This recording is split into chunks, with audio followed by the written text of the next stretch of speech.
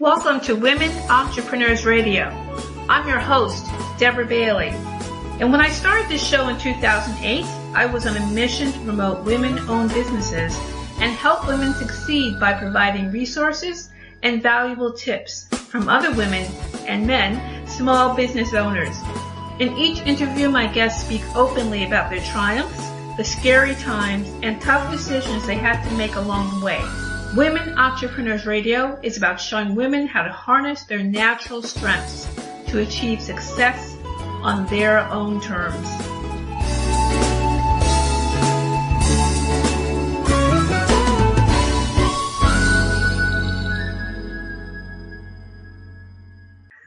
Hi everyone, welcome to Women Entrepreneurs Radio.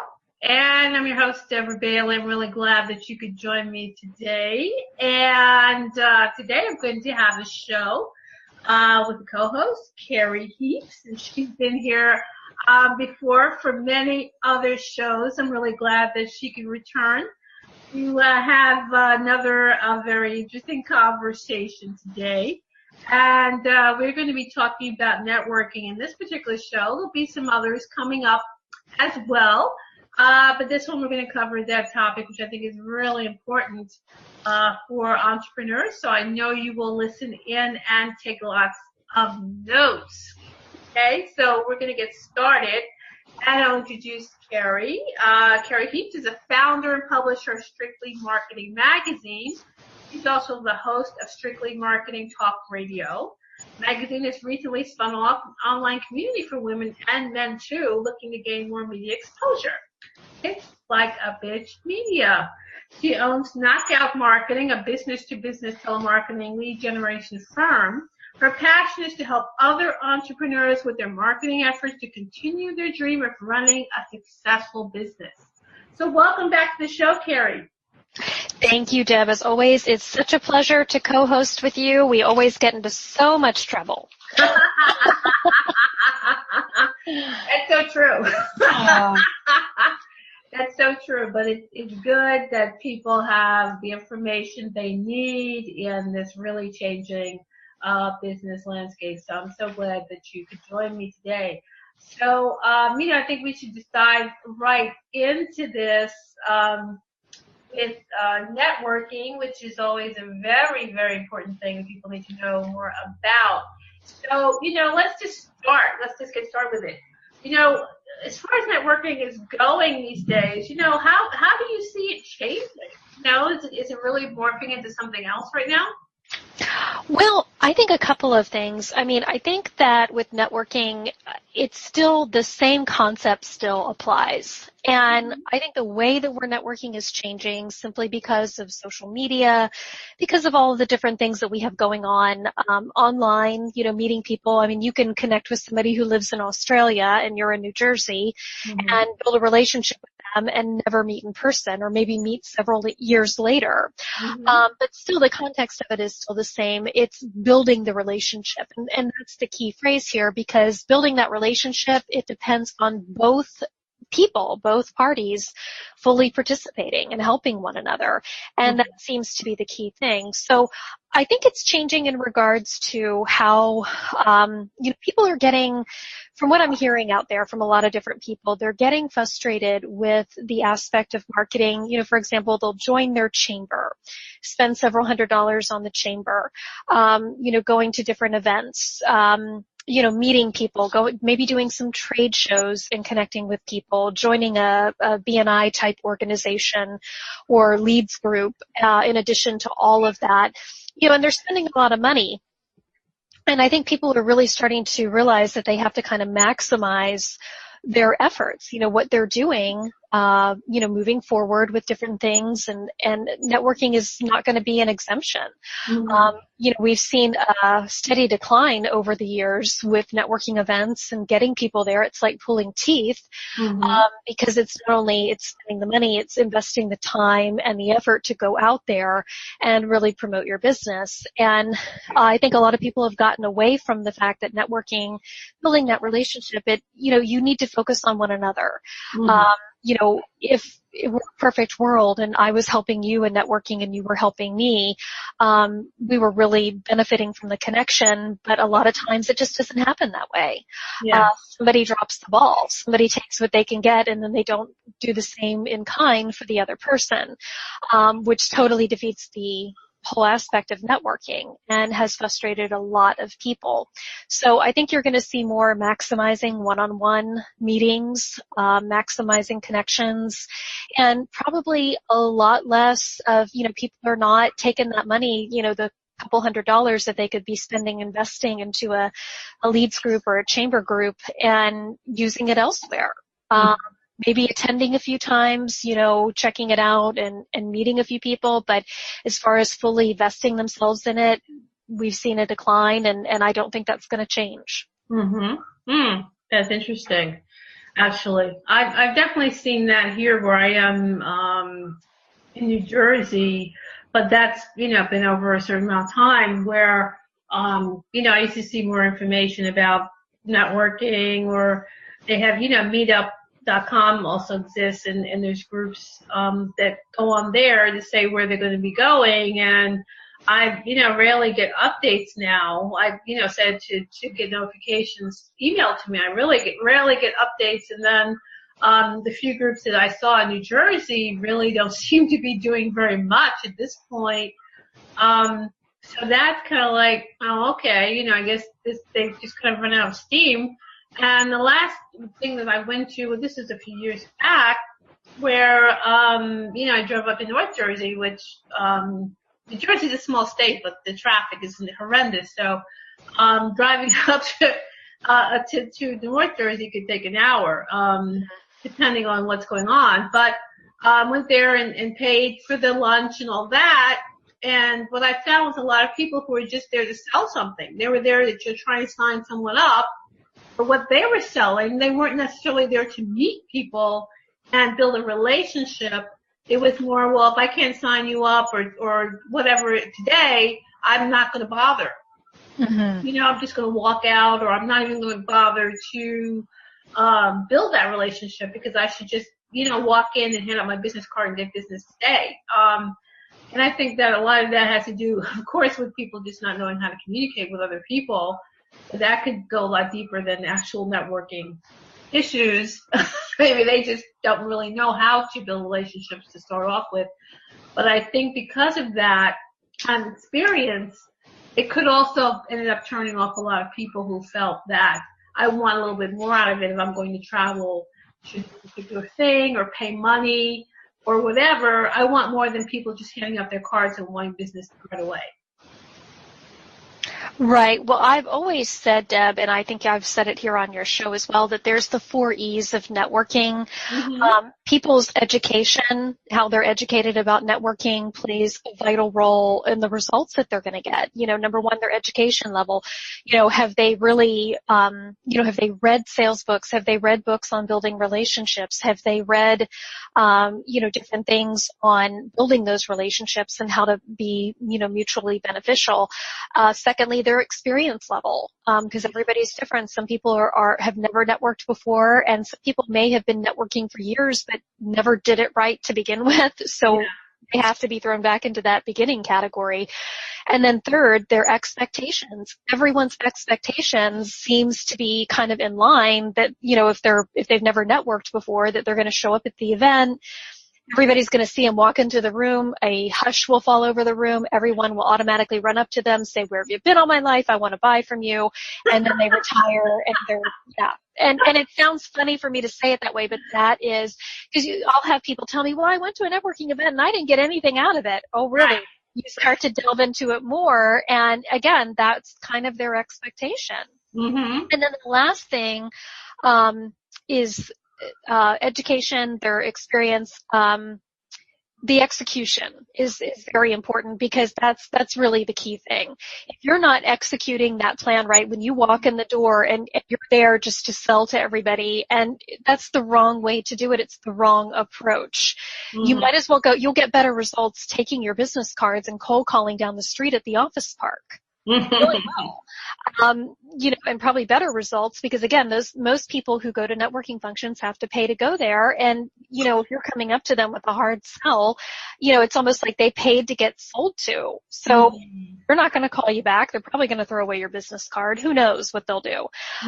So your execution is key as well. You've got to have a plan for what you're doing. And you have to have a plan for being able to help these other people that you meet. And you need to want to do that because typically if you're there and you come with that attitude that you're helping the other people that are there, and then you can, there's different ways that you can make it where you can put them in a position where they're going to ask, how can I help you? And your job is to make it as easy as possible for the other person to help you. So it's all in the execution as well. Yeah, that's a good point. That's a good point. I think a lot of people don't get that. No. They're just kind of there for what they can get. And it's a little frustrating. And I also find that a lot on LinkedIn, as I think I've mentioned in other conversations, where people will want to connect with you, and then you connect, and the next email is, buy my stuff. Or yeah, I mean, they might as well just write that, hey, can you buy my stuff? It just, yeah. Right. It's not even an introduction. It's not even, this is what I'm up to. What are you up to? Maybe we can help each other. Not even that conversation. It's just, well, here's my introduction to what I'm selling, and here's my link. And I'm like, I don't even know you from a can of beans. And now I'm supposed to go and take the time I have to go check this thing out. But you really couldn't take the time to make a connection, in some way, even some small way. That would have been nice. But that's what I find a lot of, and it's tiring and frustrating. And it just turns me off, so. It does. And, and you're right. And I'll give you a great example. I just met someone on Facebook. Very nice lady. And as most people know too, I have another business that deals with image consulting, and we do pageant training and beauty products and things like that. So when I made this connection, this individual, and this kind of feeds into the other topics we were looking at discussing. With my image consulting, we offer a line of, we have a direct selling line for It Works products. And this particular person I connected with, I saw some posts that she did that were similar. She's obviously an It Works distributor. And she's also, the reason I wanted to connect with her is because she's also an image consultant. We have basically the same background. She's worked in entertainment, works with, different people, men and women in the image consulting industry. And she also sells these products. And I thought, gosh, I really would like to meet her. I think it would be great to collaborate and see what ideas we can both come up with. So I sent her a friend request and we started the conversation. I asked her how long she was, selling the products. Was she implementing those? We just kind of started brainstorming a little bit. And so we're scheduled to have a phone call. Now, this is not somebody that I can sell to, obviously, because she's in the same industry. We kind of sell the same product and then similar services. But I looked at it this way, that this is a great person, number one, that I can collaborate with, bounce ideas off of, and potentially if I wanted to go out to California, because I'm in Florida, she's in California, or if she wanted to come here where we could actually host an event together and, make it mutually beneficial for both of us.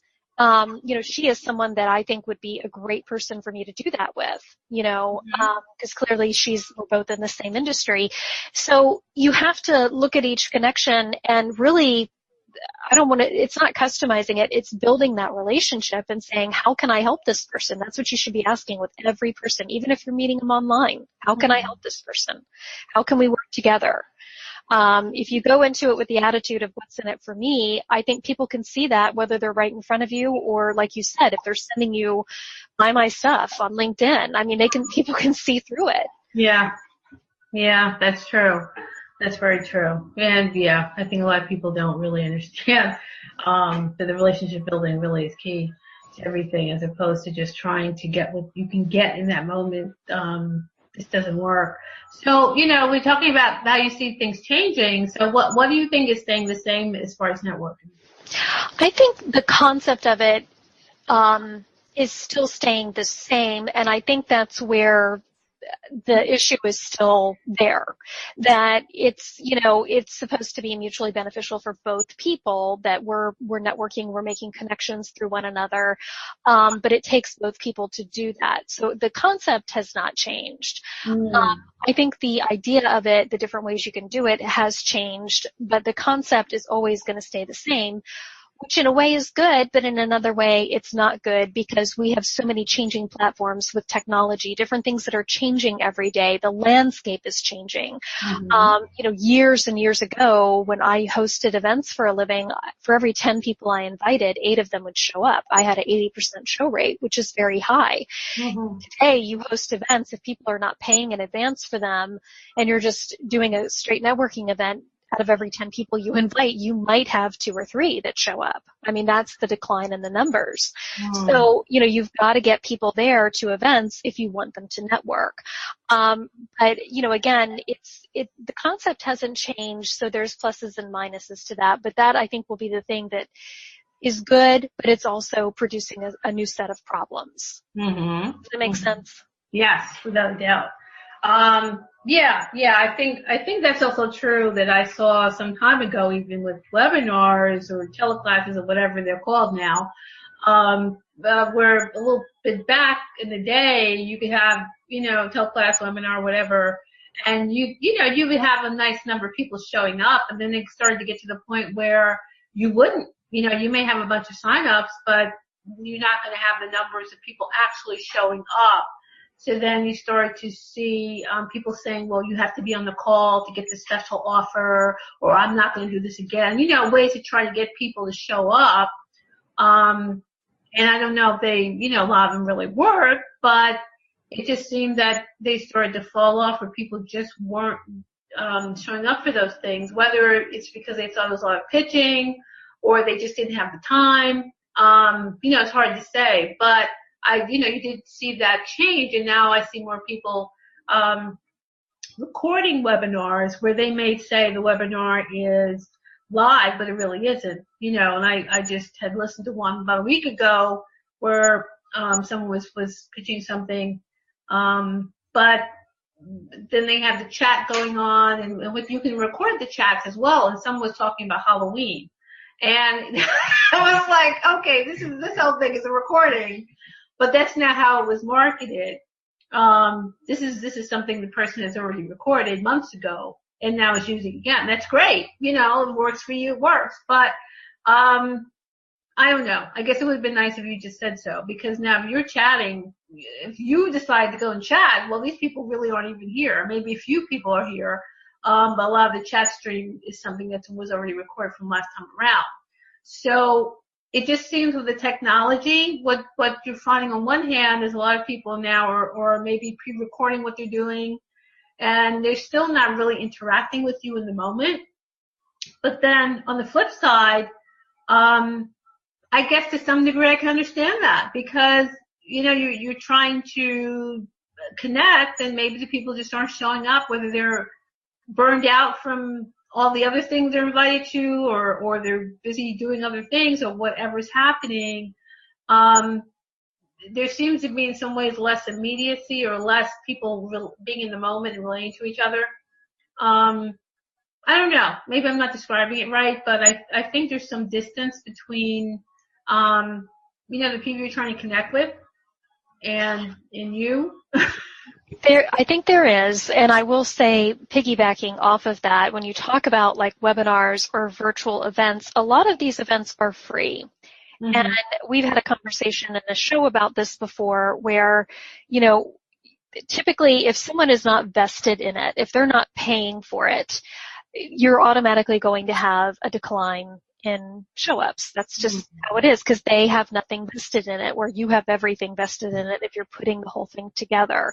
So even from a networking standpoint, I find that, the ones that are free, you might have a lot of people there, but it might not be the quality of people that you want to meet. And I'm not saying there's anything wrong with being at a free event, but think about it this way. If you have an event, and let's say you have 2 events scheduled this week, okay?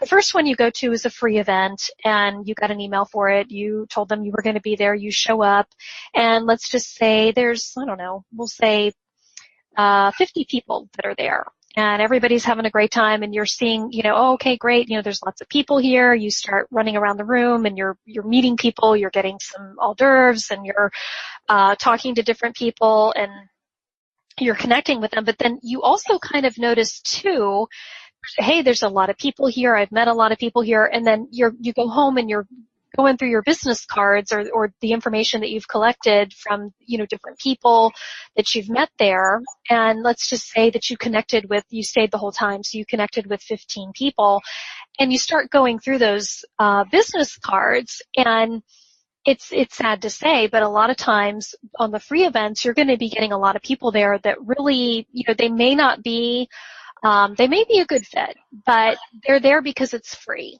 You have that, if it's free for me type people that will show up, and they show up in abundance, which in a way for the event planner looks really good because there's a lot of people there. They can say, hey, we had 50 people there last night.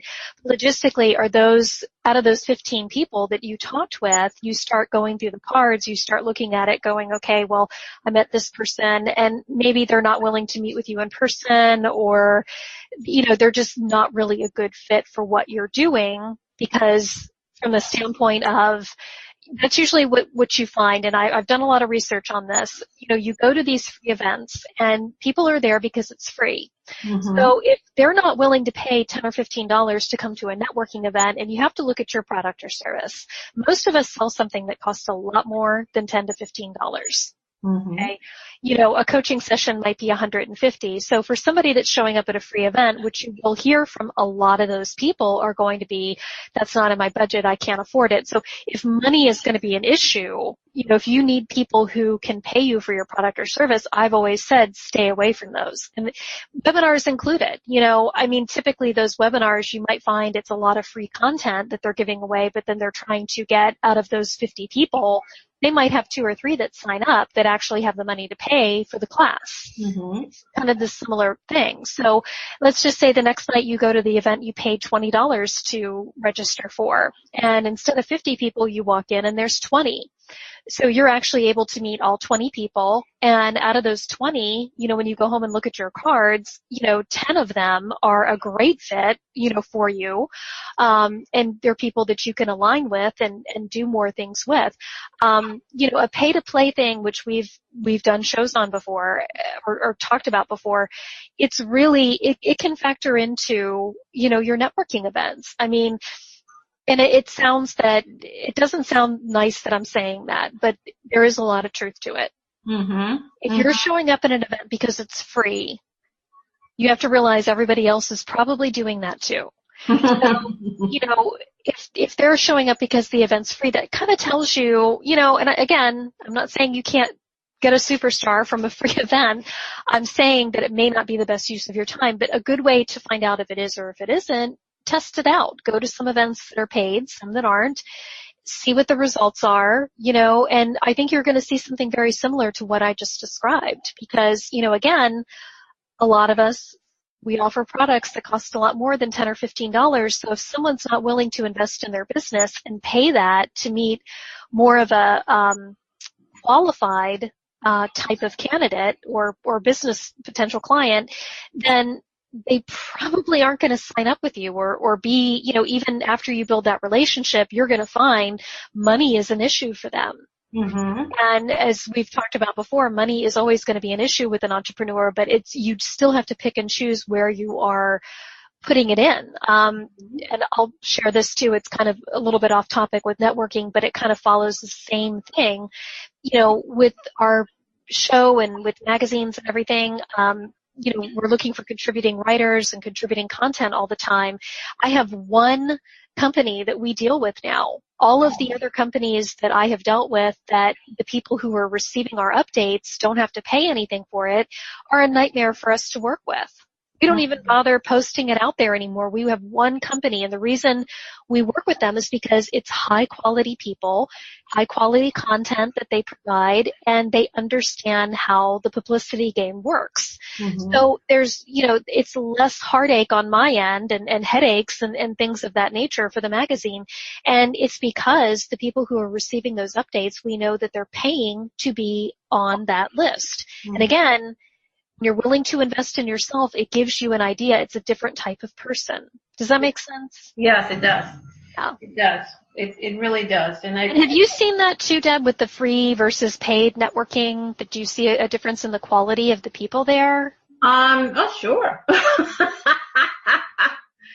Sure. People who are going to make the investment, they've got some, as they say, skin in the game. They really want to, they may be more professional, in terms of what's on their mind, what they want to contribute, and really understand that you've got to pay money usually to get something going.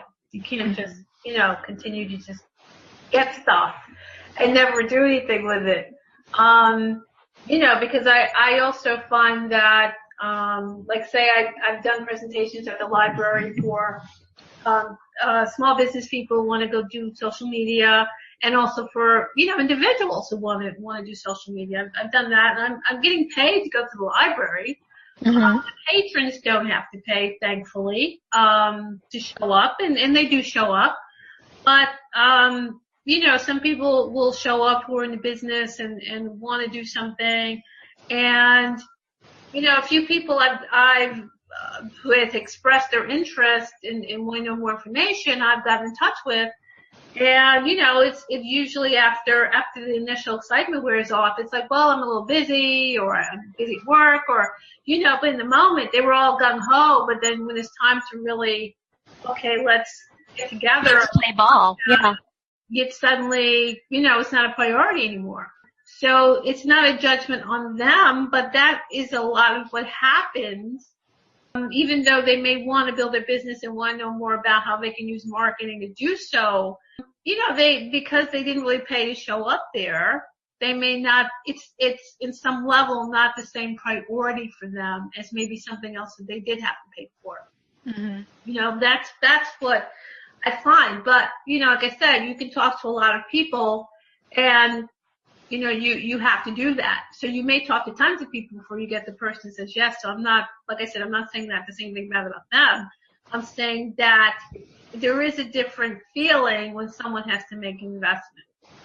Yeah, and from the networking standpoint, and I know we're using examples that are kind of out of that realm, but it still stands true with networking that, when you have to pay to participate, that they have invested. They're basically investing in themselves. Regardless of whether it's paid or free, you still have to show up, you still have to participate, and you still have to follow up. So regardless of whether you pay or not, those are things you have to do. But you do find a different quality of people at the, the paid ones. And I'm not saying that, hey, it needs to be a $99 a plate type dinner. Right. $10, $15, maybe $20, whatever the case may be. It might be more if it's lunch, but, putting that investment in, and especially if you feel it's more of your, if it's a women's event and you're targeting women, and it's maybe a women's in real estate event, and this could be a perfect opportunity for you, great, go to that. See what they have to say. Start doing some networking, but you have to kind of chart your results, but you can see a difference when you're paying or not paying to go to an event like that. We're going to take a short break, and we'll be right back. Hi, this is Deborah. Not only am I host of Women Entrepreneurs Radio, but I'm also a writer and coach.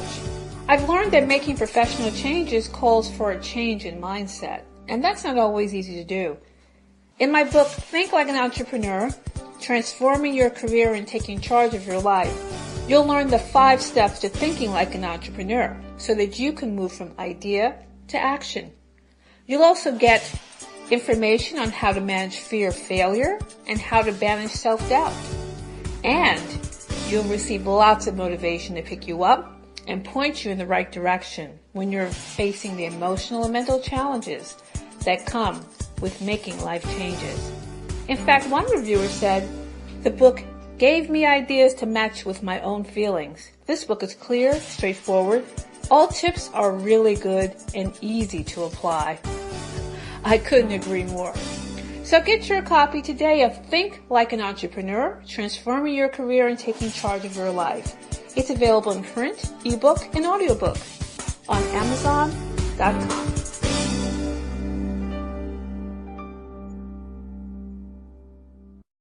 If you are meeting with someone one-on-one, and you are, really wanting to really do something and build this relationship, what are some ways you can maximize your time in that kind of conversation? Well, a couple of things come to mind, and that's one of the things that we're kind of bringing to the forefront this year with our business is to cover more with networking and different things that you can do. But for example, let's just say you are meeting with someone, maybe it's somebody you met at the chamber, okay? And let's just say you're in coaching, Debs, like let's just say, business coaching. And let's just say this person that you met, they do, let's just say that they're in real estate. Okay. They're a real estate agent. They do residential real estate. And you all are meeting at Starbucks for coffee one-on-one, to learn more about each other, build that relationship. And, at first it might seem that, hey, there's probably not a lot we can collaborate on. I'm not really sure how I can help this person. How can they help me? But typically if you get together with a person one-on-one, it's in both of your best interests to maximize that hour that you spend at Starbucks or however long you're there. Definitely, you want to get to know about the other person, take some time, learn about them personally, let them learn about you, kind of start that bond. Mm-hmm. At some point during the conversation, you want to turn that over to business. And again, you always just want to focus on the other person and say, I'm glad that you carved time out of your schedule to meet with me today. I'd really like to know a couple of things about how I can refer business to you. And I always go to my look to your left questions that I've come up with, from years ago. Just say, I have a couple of questions that I'd love to ask you so I can know how I can refer business to you. And, maybe I can answer the same for you. Because that way you'll know how you can refer business to me as well. Would you be open to doing that? And of course, the whole premise of you meeting one-on-one should be to help one another. Okay. Mm-hmm. So, for example, the look to your left questions that I have, the first one is, tell me about your business. You want to find out if this person's in real estate. You want to ask them, what areas do you cover? What parts of town? Is it, is it just a whole state or, do you cover different areas? What do you have listed at this point? Is it mostly homes for single people? Really kind of get to know what's going on in their business right now. Exactly what does it cover? And you never know. Sometimes people, that person, because again, some people do other things for a living. This person might be a real estate agent, but maybe they're also a personal trainer part-time. Mm-hmm. That you didn't know. And it could be that you know somebody who's looking for one right now. So really get to know, and the only way you're going to get to know that other person is to ask those questions. The second question I always like to ask somebody is, who makes a good strategic partner for you? Clearly if they're in real estate, a mortgage, title person, mortgage person would be good. Someone who works at a bank would probably be good, but let them tell you who's a good strategic partner. What do they need right now? Because they might have people they're already aligned with, or they might be looking for someone new to align themselves with to get that complementing business back and forth. And the same thing, with you. You might be looking for someone who works in the personal development industry like a personal trainer, because if they're trying to get their body in shape, they need to get their business in shape or their mind in shape. So asking them about a strategic partner. And then, of course, you want to tell them, hey, here's a little bit about my client base and who I have in my client base. Why don't you tell me who you'd benefit the most from an introduction? So if you're telling them, I have a client who is an interior designer, or, I have one client, her daughter just got finished going to interior design school and she's looking for a job. So there might be other ways for you two to help one another that don't directly put money in your pocket, but again, it's building that connection. Mm-hmm. So you want to describe your client base. And then, of course, you always want to ask, can you just describe a situation that a business or person would be in that makes them an ideal client for you? And if they're in real estate, they might say, well, think of who you know who just got married. Think of who you know who maybe retired, or they're looking to downsize, or someone who just lost their job because they might need to sell their home. Mm-hmm. Let them describe those situations to you, because as they're doing that, you can automatically start thinking of those people that that you can introduce them to. Mm-hmm. So by doing that, you're maximizing your connections because asking her those 4 questions, okay, and then going through those lists that she's giving you, you might know somebody that would make a good strategic partner for her. You might already know somebody in your client base that is looking to downsize. They want to, their kids are grown, they have an empty nest, and they want to get a condo. So, and then you might also know somebody who is getting married or, getting divorced or whatever, and they might need to sell their home. So right there and then you've got 3 people that you can connect her with. Mm-hmm. Now, once you send her those connections, it is up to her to not drop the ball, to follow up with these people. Your job's done at that point. It's her job to follow up with these people, to meet with them, to sell them on her service. And then when you flip that ball back in your court and she's asking you those questions, describe your business to me, who makes a good strategic partner for you. Mm-hmm. And if you say, hey, actually, since you're doing personal training, maybe we can do a workshop together. Maybe we can do, you can let me come in and talk to some of the people that you're doing personal training with that they might, if they have businesses who, and then when she starts describing her client base to you, hey, I just put on the market a house for somebody that they are an entrepreneur. They're thinking about writing a book. So once you start asking those questions and it opens up more doors, and then, again, you start describing situations to her that people could be in. They're feeling stuck in their business. They want to write a book, but they just don't know where to start. You're opening up that door to say, okay, here it is potentially we just spent 1 hour together at Starbucks. There's just 2 people that met, but potentially that was 3 to 4 connections on either side that are going to trade.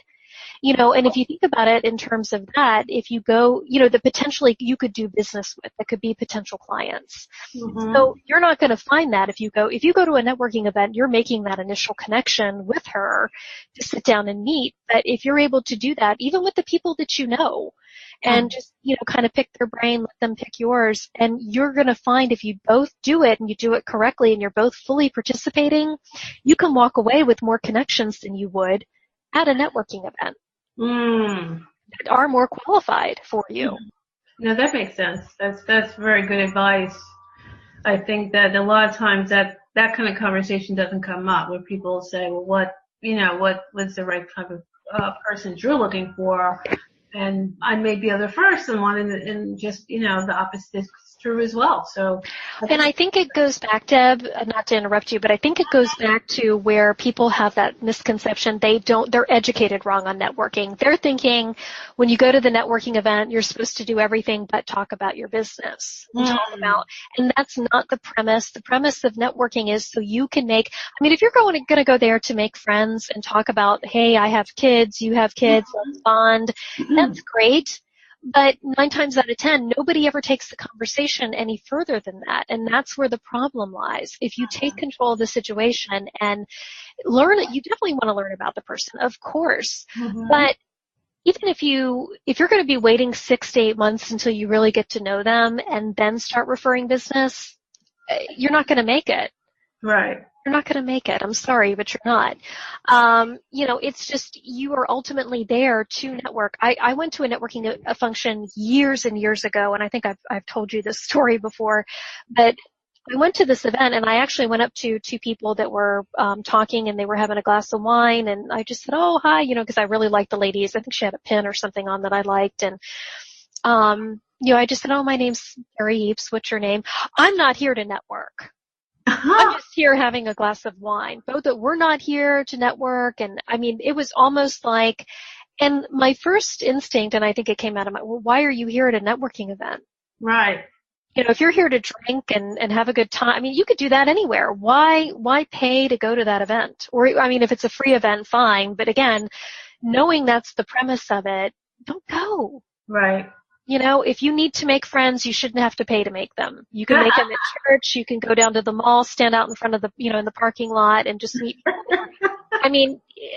Again, it makes sense. And yes, you are going to develop a relationship with people, but I've known people for years that have never referred any business to me, and I've never referred any business to them, and that's okay, but it's also, too, they're not really, I would say that they might be in a similar industry. They're more or less a colleague, but pretty much ends there. So when I'm going out and I'm trying to grow my business, that's not where I'm going to spend my time. If you're going to invest a couple of hours to grow your business, then you need to grow your business. Right. And if people have a problem with that, think about it this way. Why would you want that person's business? Like that person that said that to me a long time ago, I'm not here to network. Okay, great, fine. So my thinking is her logic's a bit off. It's just my opinion. I would not go to a networking event just to have a glass of wine. I just wouldn't do it. But in the same breath, it's like, okay, if this person came to me and they wanted marketing help, my first instinct about taking them on as a client is this person going to be difficult to work with? Right. People show you how they want to be treated, and they will give you a taste of what's to come just by little things that they're doing. So my instinct would say, I'm sorry, my marketing calendar's too filled up. Let me refer you to someone else. I just wouldn't do it. Simply because people do, they give you an idea. One of our interns not too long ago, they were interviewing at different places after they had graduated from school for their full-time job, and they wanted a little bit of feedback from me, and it was a job that they had interviewed for, and I think she was going on her third or fourth interview about it, and it was still kind of an entry-level position. I mean, a good job, but entry-level, and the person she was interviewing with was who she was going to be working for. And she's telling me about how, they want me to come back for another interview, and it's going to be, a few hours long. And, she's telling me all these difficult things that have been going on in the interviews. And finally I stopped her and said, look, there's no right or wrong answer to this. I said, it's all in what you can put up with. I said, but do you think the way this person is acting is rational? And the first thing out of her mouth was, of course, well, no, I don't. I think it's been a little bit over the top. I never thought I'd be interviewing this much for one job. And I said, well, this is going to give you a glimpse of what it's like to work for this woman. I said, what she's showing you in the interview process is how she's going to be when you go to work for her. Right. So if you feel like you can deal with that, go to the fourth interview. If you can't, call her up and say, thank you for the opportunity, but I don't feel I'm going to withdraw from the position. Thank you for your time, and best of luck in finding a qualified candidate. Exactly. Hang up. Because how she's acting now will not change in the future. It will be a continuation of what you're dealing with. So networking is no different. If you're meeting someone and they're cuckoo, or they're, very aggressive, or it's just something that's not going to mesh well with you, then you don't want to move forward with that. Because again, people give you clues. People leave clues all the time. Well, yes, and I actually just posted that on Facebook today, Maya Angelou's quote, when people show you who they are, believe them the first time. And I said, too bad most people don't follow that. They don't. And we've all been guilty of it. I have, and the times I have not followed that, I've regretted it dearly. Absolutely. Yes. Yeah. I can agree. That's something that, we're always kind of trying to make rationales for someone's behavior, but they know themselves, again, one for quotes, they know themselves better than you do, so believe them when they show you who they are. There's enough people in the world. You don't have to try to build a bridge to someone who really isn't worth building the bridge to. Exactly. That's how I feel at this point. So don't waste your time. It's not, you just don't have to do that. You don't have to put yourself into that kind of situation. And if you're in a networking environment and people are not talkative, because, you have that too, they just talk to the people they came with, it could be lack of social skills. It could be a lot of things. But why focus on that? Just focus on you just connecting with people. And even if nothing comes of it, then that's great. You move on. Don't worry so much about it, and just move on, because you do have to talk to a lot of people before you may connect with that one person who is going to say yes. So you don't have to try to convince other people saying no. That's a waste of time, I think, and certainly a waste of networking as well. So, absolutely. Another last question, I guess, because we're trying to keep track of time here, because I know we can go on and on. But do you think networking is a fair business practice?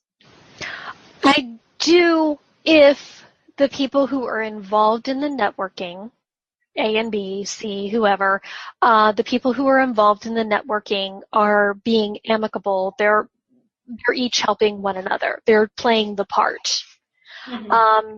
It's a fair practice. When you have one person, if you have two people that are networking together and one does their job and they're introducing that person to different prospects and then the other person does none of that, then no, I don't think it's fair.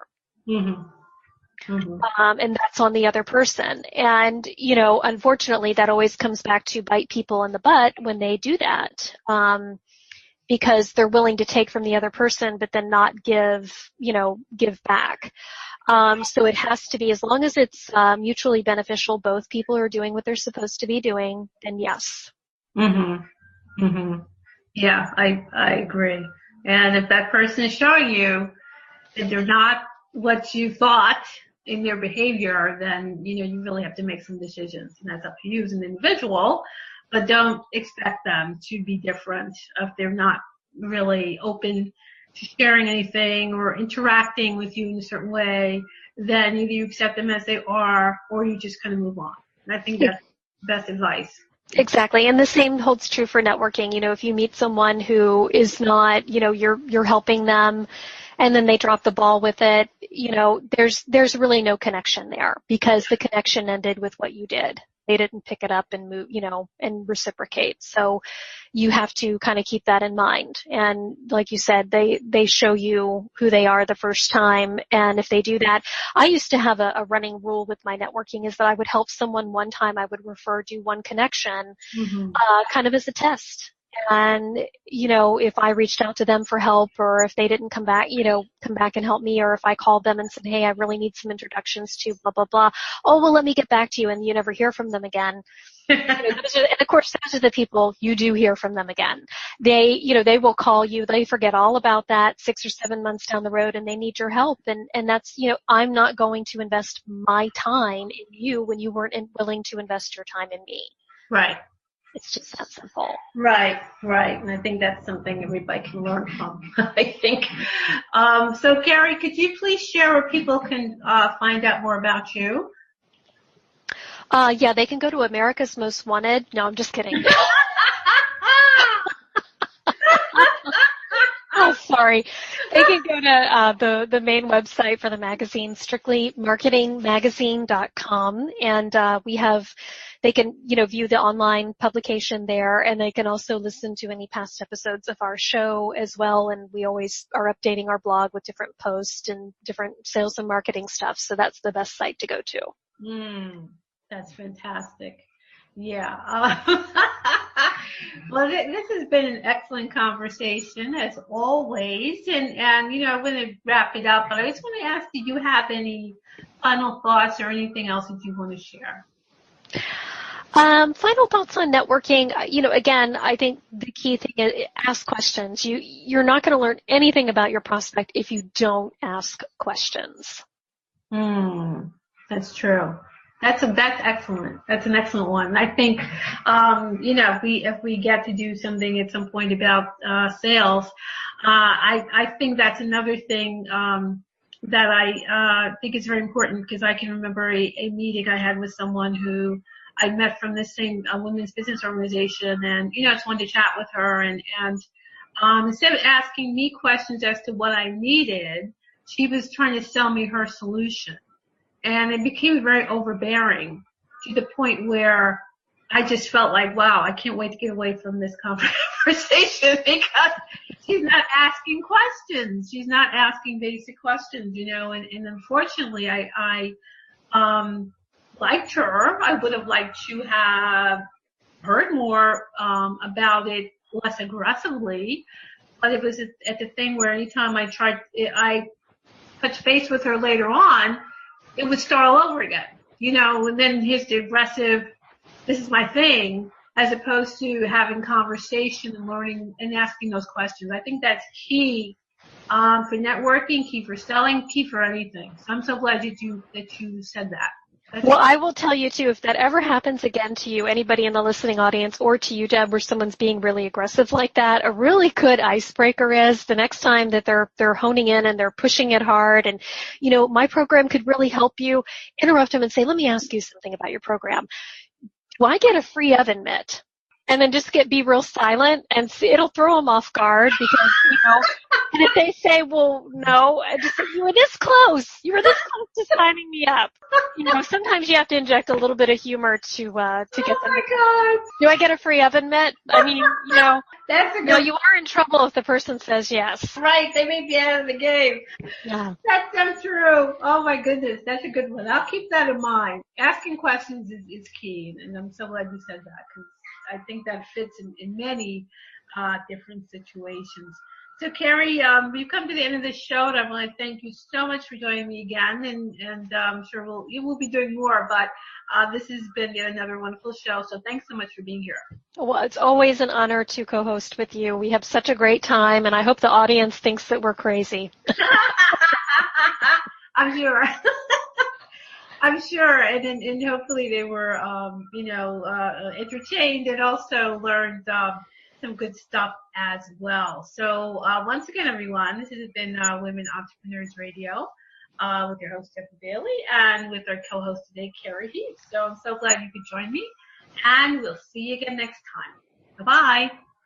Thanks for joining us. You can also join in the conversation on Facebook.com/Women Entrepreneurs and on the website, WomenEntrepreneurSecrets.com. And don't forget to listen in on ddcoach.podomatic.com and on iTunes.